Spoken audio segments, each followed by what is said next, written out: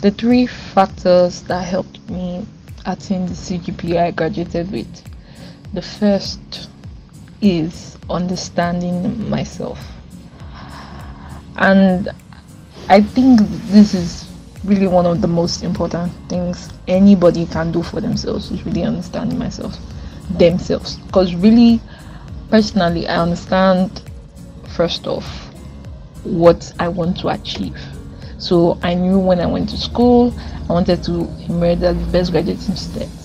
So first, I understood the goal.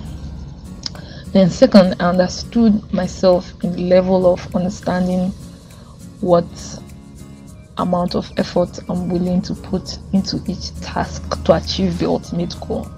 So I understood that personally I don't fancy reading the whole semester. I would never read like weeks before the exam, or the moment I see the exam timetable I make a reading timetable. I'm not the kind of person that's that level of hardworking. Personally, I like to think of myself as lazy. So I'm the kind of person that would most likely read 24 hours before the exam. Then second, based on that understanding of myself, I had to be strategic. So I had to be able to plan my time, my resources, and every other thing towards achieving the goals I've set for myself, which I think is what everybody can apply in every area of their life. So for example, in school, what I did, I personally like reading at night.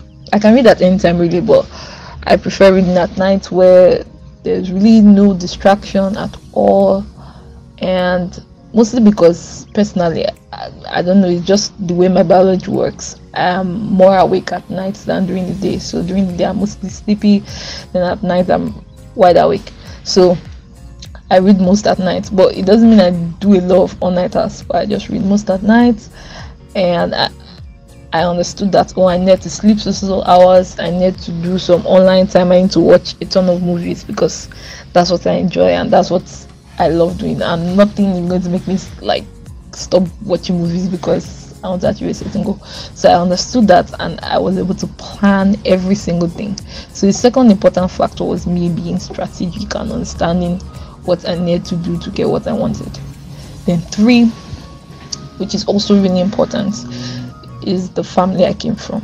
So my family generally are very supportive of each and every member of the family really, but specifically I would have to talk about my mom and my elder brother. So my mom passed away 2.5 years ago, but when she was alive, she said to me the night before I went to see you, she said, okay, when you are going to school, you have 3 goals to achieve. 1, you are going to graduate as the best graduating student. To understand this statement, you need to understand that first off, I didn't even want to go to see you. So she was the one that chose Covenant University for me. She was the one that made sure I went to Covenant University, and she threatened with disownment and a lot of other threatening things that parents do. So she knew that I didn't want to go. She knew I wouldn't even set goals for myself, and she understood the statement Bishop Oyepo always says that if you do not have a goal, you are a goat. So she understood this well and she set these goals. So it came off funny that this woman started off with best graduating students, not even graduate with a first class or even graduate, considering the fact that I didn't even want to go to the school in the first place. So first thing she said, graduate as the best graduating student. Second, she said you finish with your ICANN, because I'm studying accounting and she's an accountant. She was an accountant herself, and FCA before she died and everything. So you must get your ICANN. And third, she said you must get a personal relationship with Jesus, like understand Jesus on a personal level. My brother finished from Afe Babalola University last year. So personally, since when I've been young, I've always looked up to him in the way that I always wanted to prove I was better than him. So if, for example, my brother graduated, if he got 2 A's in a course or 2 A's in school or whatever, I had to get at least 5 A's. So from secondary school, primary school to university, I kept up that energy in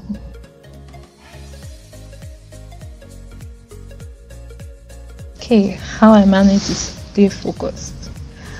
I think it just comes down to a simple sentence: simply knowing where to draw the line. Being who I am for virtually all my exams in 400 level, for example, I started reading for the exam not earlier than 24 hours before the exam. So, for example, if the exam was in the evening, I could start reading the morning of the exam or the day before, depending on how bulky the course is.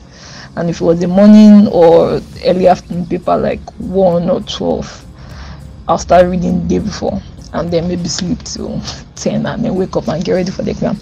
So, knowing that this is who I am, which again deals with understanding myself, I know that when I have a tight schedule for reading, and understanding this, I usually resolve within myself that I will not go online till I finish reading all I want to read for the exam, or till I achieve certain targets that I have set for my reading. So while this kind of discipline comes really hard, especially with social media, I had to constantly remind myself of the goal I wanted to achieve. So in my head, I didn't write it down anywhere. I don't necessarily subscribe to that or write down your goals and then put them where you see them and stuff. No, it was always in my head. So in my head, I'll constantly remind myself, this is what you want to achieve, this is what you need to get to achieve that goal. And I kept reminding myself that, see, social media will always be there.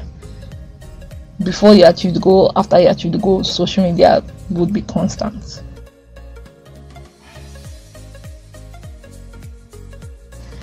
So yes, absolutely, private school helped a lot.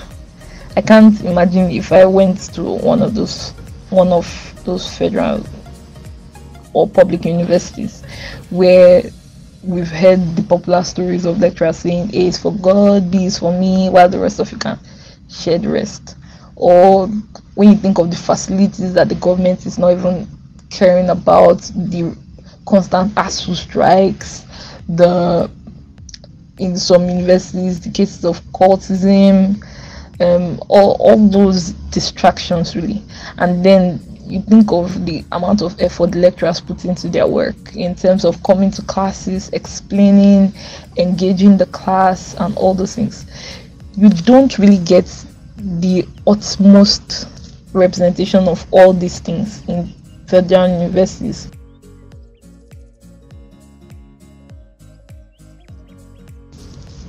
So on the final question, I think the most important thing or the most important advice I can give to students is simply understand yourself.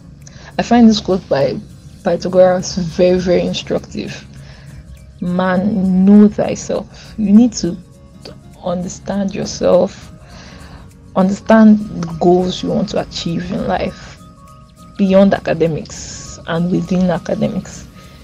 Set the goals that you know you can achieve. If you understand yourself, you know, okay, best case scenario, this is what I can achieve.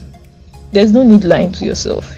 You know you don't like the course you're studying, or the course you're studying is quite difficult for you to grasp. While challenging yourself is important, it's also important that you set goals that are achievable, that when you do not achieve them, you don't fall into depression and you don't end up killing yourself over it. So understand yourself. Based on that understanding, set goals that you can achieve and put in all it takes to get those goals done. One thing I constantly remind myself is I cannot come and kill myself. Last, it's academics. All these things will pass away. In 5 years, nobody is going to be talking about who was best graduating student in what set. Okay, maybe if you were the overall best graduating student, but it's not even going to matter. So while academic success is great, and when you get there, the popularity and maybe the awards you win would be good on a CV for the first couple of years and stuff like that, it's really not the beginning and end of life. So just stick to what works for you and excel in it. Do not sacrifice the good relationships on the other altar of academic achievement. Personally, I'm mostly always active on social media. I'm always talking with my friends, just with my friends. I'm never going to be like, oh, I want to go and read, or I'm going to the library, this is that. No, like it's important that you keep those relationships. The problem with, I think, most academics or people that really just care about their academics phases, they think the beginning, not really they think, but like they live their life as if the beginning and the end of life is academics. No, at the end of the day, it's the relationships that you make, the valuable relationships that you make, that will stand the test of time. So make good relationships, talk to friends, have fun, live life. Chop life, make life not chop you.